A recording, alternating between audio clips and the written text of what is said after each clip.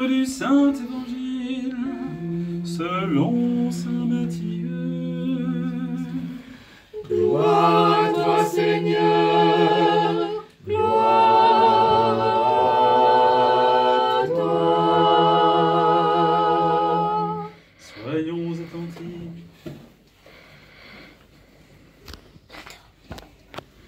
En ce temps-là, le Seigneur dit cette parabole. Le royaume des cieux est semblable à un roi qui fit un festin de noces pour son fils. Il envoya ses serviteurs convier les invités à la noce, mais ils ne voulurent pas venir.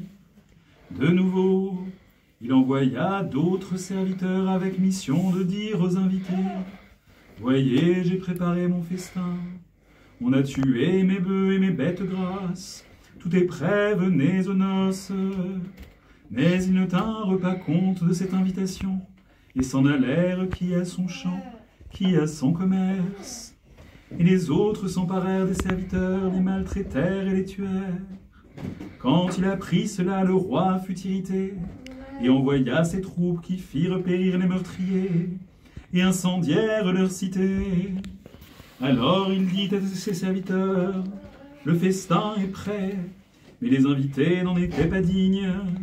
Allez donc dans les carrefours et conviez aux noces tous ceux que vous pourrez trouver. » Les serviteurs s'en allèrent par les chemins, ramassèrent tous ceux qu'ils trouvèrent, les mauvais comme les bons, et la salle de noces fut remplie de convives. Le roi entra pour voir les convives. Il aperçut un homme qui ne portait pas l'habit nuptial. Il lui dit: « Mon ami, comment es-tu entré sans avoir un habit nuptial ?» L'homme resta muet. Alors le roi dit aux serviteurs: « Jetez-le pieds et poings liés dans les ténèbres des extérieurs, où il y aura des pleurs et des grincements de dents, car il y a beaucoup d'appelés, mais peu nombreux sont les élus. » Gloire à toi, Seigneur, gloire à toi.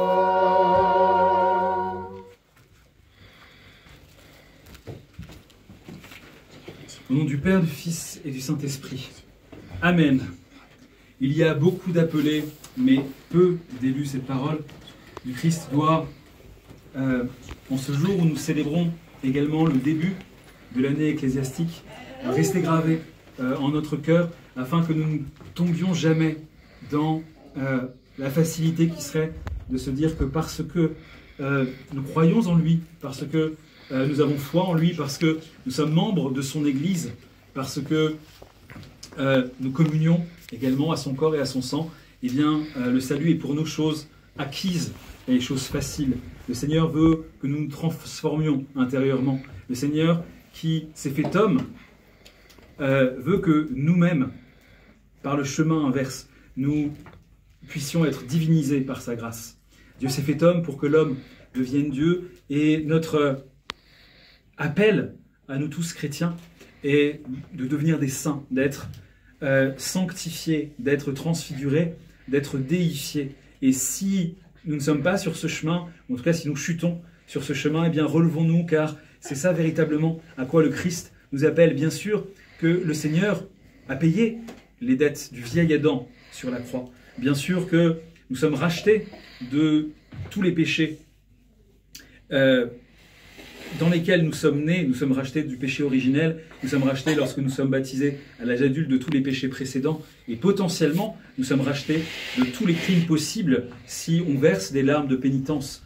Quand bien même serait-on un meurtrier, quand bien même serait-on le pire des débauchés, avec les larmes de la pénitence, on peut renouveler son baptême.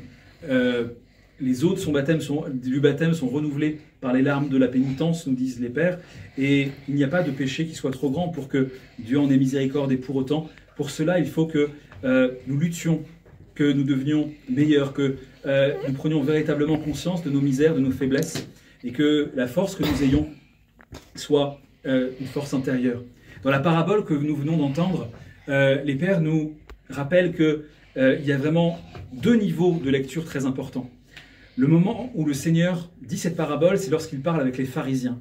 Il l'a dit juste après celle que nous avons entendue la semaine dernière, c'est-à-dire au moment où il annonce que l'ancien Israël va être remplacé par le nouvel Israël, que ce clergé qui a été indigne de la grâce de Dieu parce qu'il refuse de reconnaître le Messie annoncé par les Écritures, il sera rejeté par Dieu et il sera remplacé par un nouveau clergé, le clergé de la Nouvelle Alliance. Le peuple d'Israël, en tout cas la partie du peuple d'Israël qui n'a pas reconnu le Seigneur, eh bien, elle aussi sera rejetée et sera remplacée par un nouveau peuple, c'est-à-dire les Juifs qui ont reconnu le Seigneur et les gentils qui se sont joints à lui.